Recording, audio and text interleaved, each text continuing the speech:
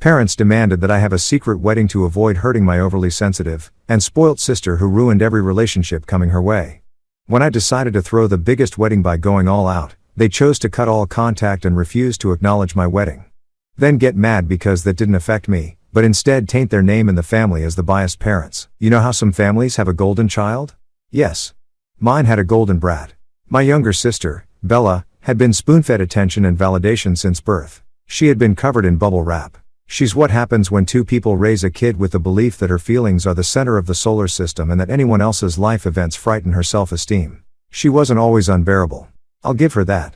But once puberty hit and the compliments shifted to other girls, she started treating every woman in the room like an open competition. You wore a dress to a family dinner?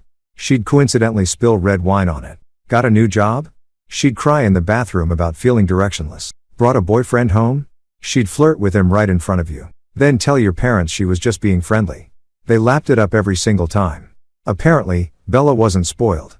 She was just sensitive, misunderstood, fragile, a delicate, blooming orchid of a girl who couldn't handle conflict, boundaries, or anyone else getting attention that wasn't hers. So, when I got engaged, I knew there'd be some drama. I just didn't expect a full-blown campaign to guilt-trip me into a secret wedding like I was a mistress or some Game of Thrones side wife. My fiancé Jay proposed last winter. Simple, romantic. No public flash mob or engagement skywriting. Just us on a snowy hike, a picnic and a ring he spent months picking out. It was the most peaceful moment of my life. That peace lasted exactly one day because by the time we told my parents, Bella had already started crying. Not soft, happy tears, meltdown tears. She ran to the bathroom halfway through dinner, wailing about how hard it is watching everyone move forward and how some people just get everything. She didn't say my name, but I was literally the only one who got engaged that day. So, I'm going to take a wild guess and say I was the main character in that tantrum. I sat there, jaw clenched, while my parents did the usual coddling routine. My mom rubbed Bella's back and whispered that she was still so special and her time would come. My dad looked at me like I should be apologizing for being proposed to. I waited and gave them a week to cool off. Maybe they just needed time to process. Maybe they'd realized this wasn't a personal attack. Nope. Instead, they invited me to lunch and dropped their unreasonable request. They said, and I quote, "It would be better for the family if you kept the wedding private. Maybe just a courthouse signing. Bella's being very emotional and it wouldn't be fair to make it a spectacle right now." A spectacle. They used the word spectacle to describe my wedding. Like I was planning to show up on a parade float with doves exploding out of my bouquet. I blinked, trying to understand if I was being punked. They kept going and said Bella was barely hanging on after her last breakup, which she caused by sleeping with her boyfriend's best friend. But I digress. And it would be cruel to have a big celebration when she's in such a vulnerable state. My response? So let me get this straight. You want me to scrap the one day I've dreamed of since I was 15 because your adult daughter might get jealous? They said I was being selfish. Jay asked if I was okay after we left. I wasn't. But I told him I was fine because I didn't want to start crying in the middle of a Cheesecake Factory parking lot. The rage was bubbling. But I needed time to decide how I wanted to handle this. Was it worth causing a family rift? Should I just go along with it to avoid conflict?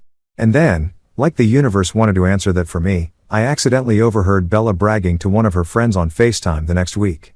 I walked into my parents' house unannounced. They still have a spare key for emergencies. And there she was in the kitchen, phone on speaker, laughing. She said, and I quote, "Yeah," she agreed to tone it down. I guess she finally realized I'd upstage her anyway. Her friend laughed and said, "You always win." And Bella, she said, "Of course I do. She's the backup daughter." Oh, okay.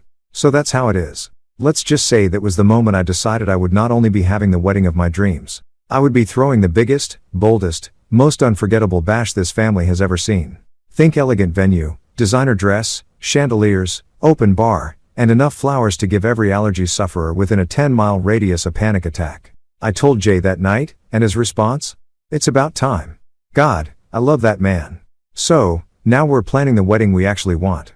The kind with music and dancing where I won't have to walk on eggshells for someone who throws a tantrum when the world doesn't orbit around her emotions. I sent out the save the dates last week to everyone except my parents and Bella. Let them hear about it from a cousin because if they wanted me to disappear for the sake of their golden weed, then I'll do exactly that, just with cake and a 5-piece jazz band. Update 1. I knew they'd find out eventually. The only surprise was that it took this long.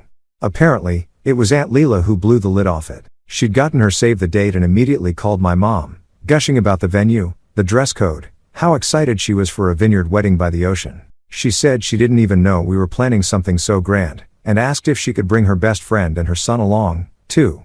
I'm told my mom went quiet for a full 20 seconds and then hung up with the grace of a dial tone. The fallout came quickly. First a missed call, then a 13-line message that read like a rejected telenovela script. She said I had disrespected the family, betrayed my sister, that I was selfish, attention-hungry, and that I had brought shame to the house. Then came the cherry on top. She said we needed to talk. Dinner tomorrow, 7 sharp. Jay saw the message and asked if we should bring popcorn. So, we went, not to grovel. Obviously, I don't do groveling. I went because I wanted to look them in the eye and hear them say out loud that my life wasn't mine to live. That it existed in service of Bella's feelings. Bella was already on the couch when we arrived, buried in a blanket like she was recovering from a Victorian-era illness. She barely glanced up and just offered a soft little sigh like I'd personally stabbed her with my wedding invitation. My dad didn't even bother with pleasantries. He got right to the point and asked what exactly I was trying to prove with this wedding. I said it was proof that two adults in love could celebrate without first checking whether Bella had enough emotional stability points saved up. He didn't laugh. My mom jumped in saying the venue and guest list were excessive. Looked like I was trying to make a statement. I told her I absolutely was. I was making a statement that said I'm done. Bella spoke up then saying I was doing all this just to hurt her, that I was twisting the knife. I turned to her and told her this wasn't about her, that her being hurt was just a side effect, not the goal. And the fact that it wasn't about her at all, that was probably the part eating her alive. My dad cut in and said I needed to stop. His tone was sharp, like that would suddenly make me obedient. I asked why. Because I was finally saying the things they didn't want to hear? Because I was done being the family's emotional punching bag, carefully avoiding anything that might set Bella off? My mom told me Bella was going through a hard time that I had no idea how much she was hurting. I asked her which hard time we were referring to.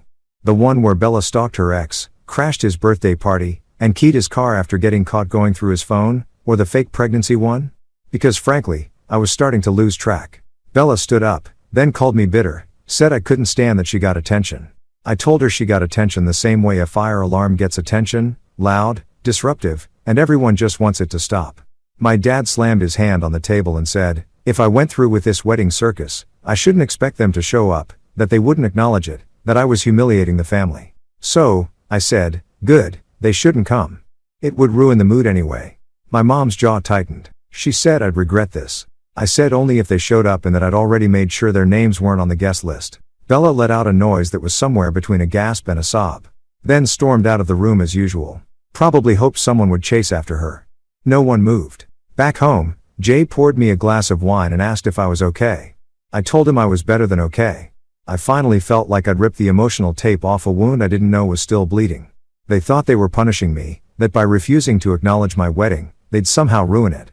But all they did was give me the space to build something without them, something free of guilt, emotional landmines, and a sister who couldn't handle not being the center of every damn event. Let them talk, let them stew, because I had a dress to fit into, vows to write, and the guest list that actually liked me. And this time, Bella wasn't invited. Update 2. It turns out planning a wedding is a lot more fun when you're not constantly factoring in the emotional instability of a full-grown adult who can't stand not being the main character. Once I cut my parents and sister off the list, everything moved like a dream. Venue, booked. Dress, custom. Playlist, a perfect mix of romantic and petty. The walk down the aisle song is literally called Goodbye to You. A subtle nod, of course. I'm classy like that. Jay and I even made a wedding page. We added goofy bios, engagement photos, and RSVP links. Nothing over the top, just something that screamed, we're actually happy. Naturally, word started spreading like wildfire between cousins, family, friends, and distant relatives who can't mind their business. It was only a matter of time before it reached the Holy Trinity, Mother, Father, and Bella. A week later, I got a cryptic text from my cousin who lives 3 states away. Girl, whatever you did, it's working. Your mom called my mom crying about how it looks. How it looks. Not how it feels, not how I feel, just optics. Apparently, their big worry now was that the family was starting to whisper. That people were wondering why my parents were skipping my wedding while posting family as everything quotes on Facebook like they weren't the blueprint for emotional hypocrisy. And that's when the sabotage began.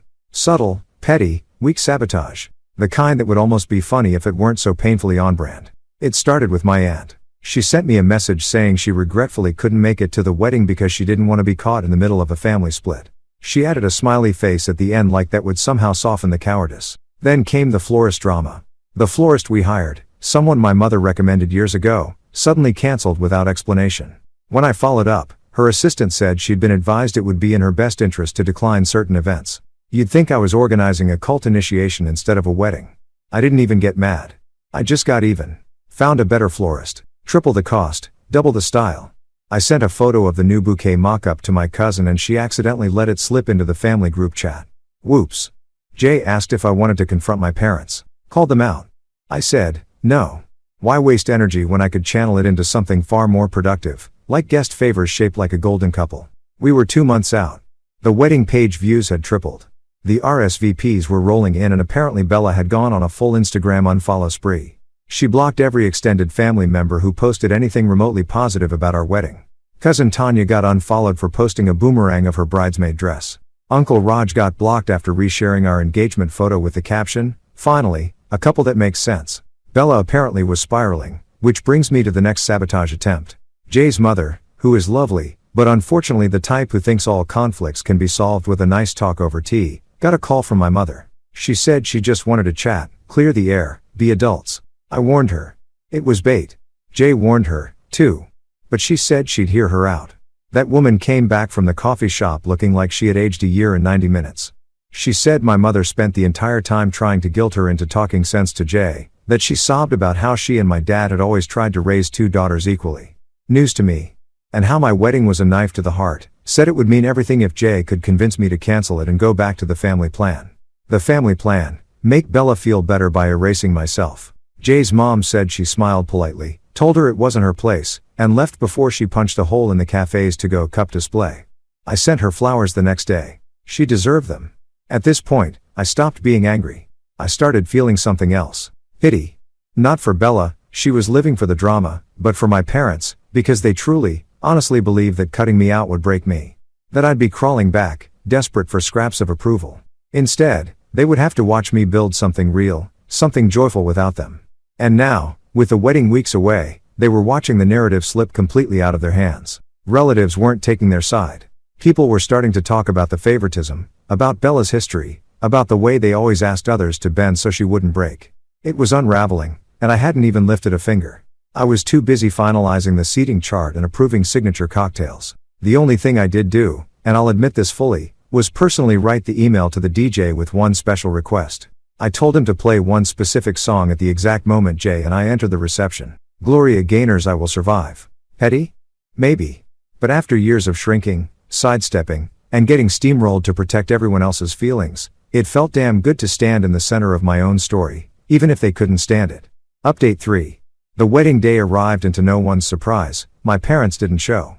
No teary-eyed entrance, no begrudging seat in the back, no last-minute apology or surprise redemption arc, just silence. The kind of silence you'd expect from people who couldn't stand the fact that their daughter was getting married without making her sister the sun and the moon of the occasion.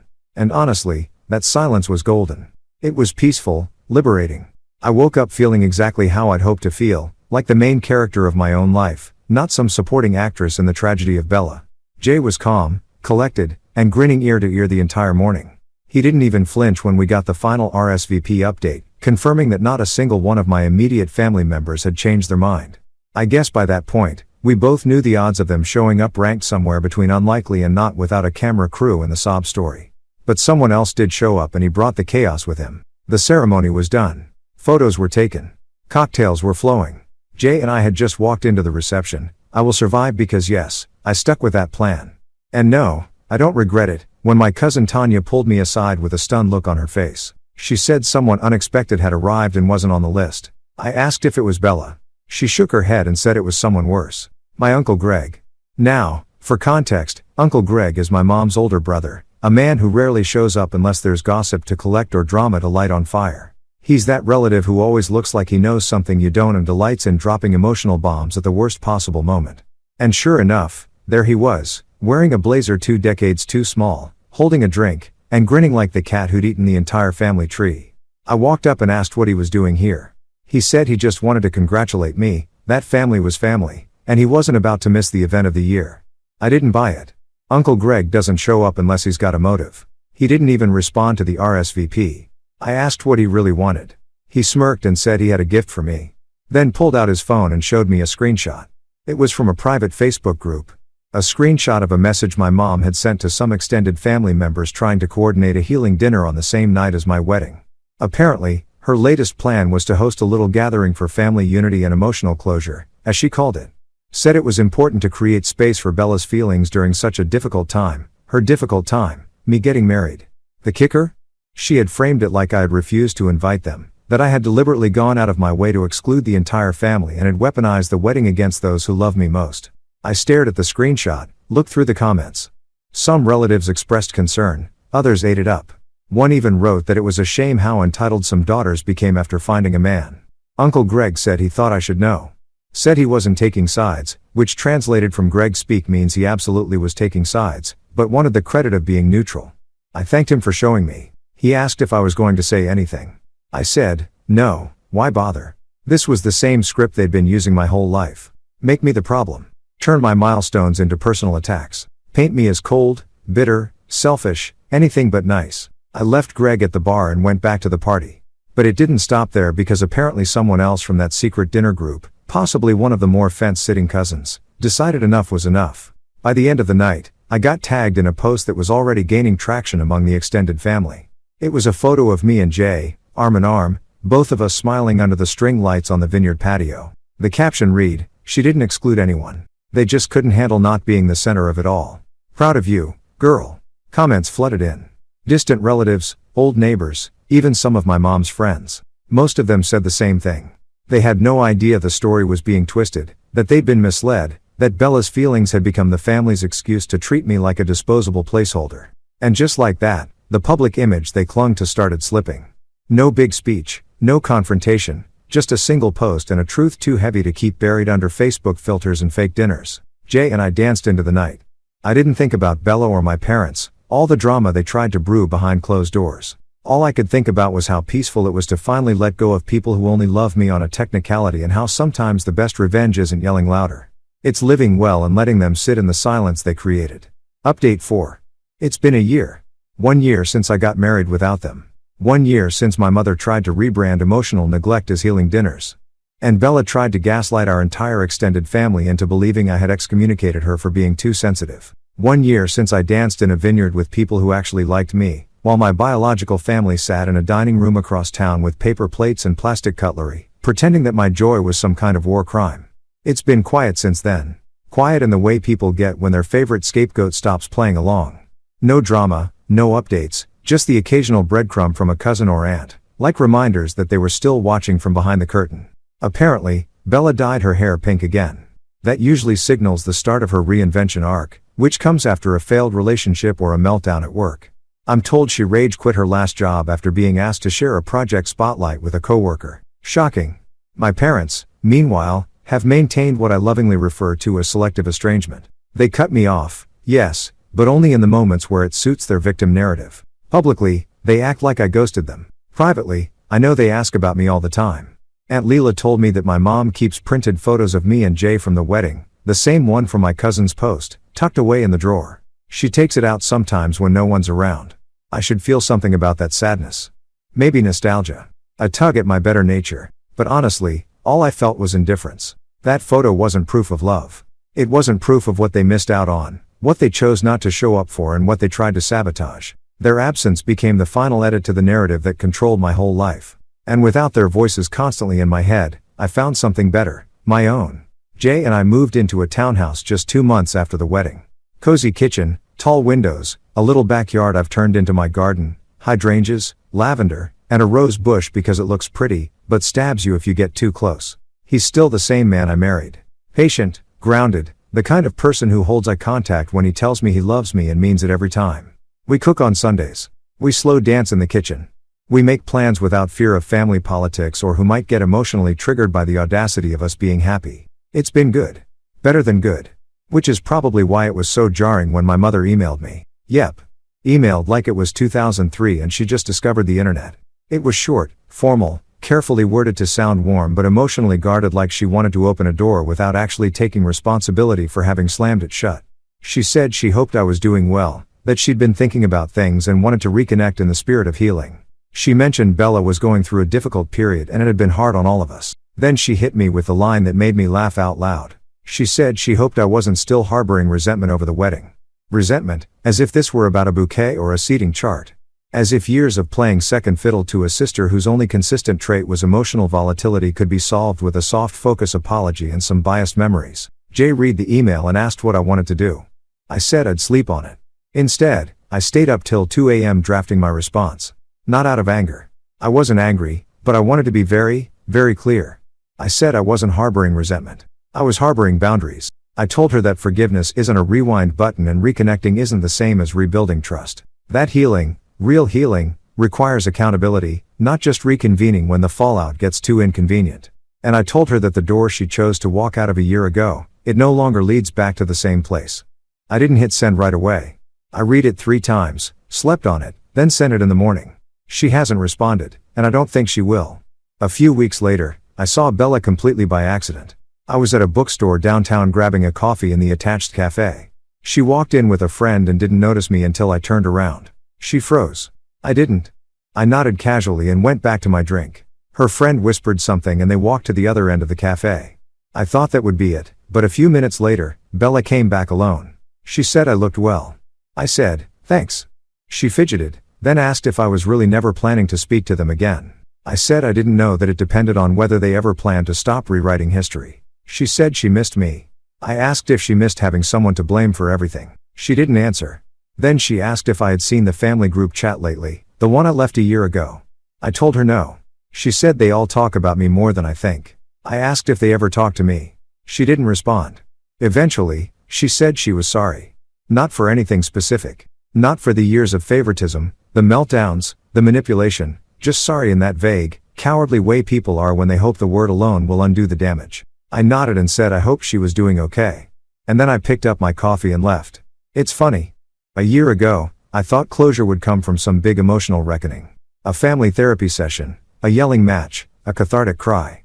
But closure, it turns out, is just peace. Peace in knowing I no longer have to shrink myself to keep someone else comfortable. Peace in loving my life enough that I don't feel the urge to prove anything to people who never clapped when I succeeded. Peace in building something beautiful without them and not needing them to see it.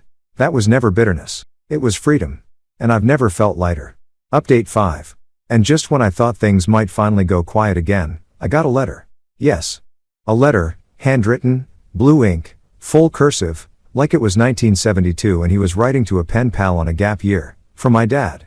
Jay found it in the mailbox and raised an eyebrow. It wasn't in an envelope, just folded and tucked into itself like some kind of sad origami apology. He said I didn't have to read it, that I didn't owe it to anyone. But I did read it, mostly because I wanted to know if he'd finally grown a spine or at least learned how to spell accountability. The letter rambled, a lot of metaphors, bridges burned, time lost, wounds that needed mending. He wrote about missing me. Said he wanted me to meet for lunch, just the two of us, to talk like adults.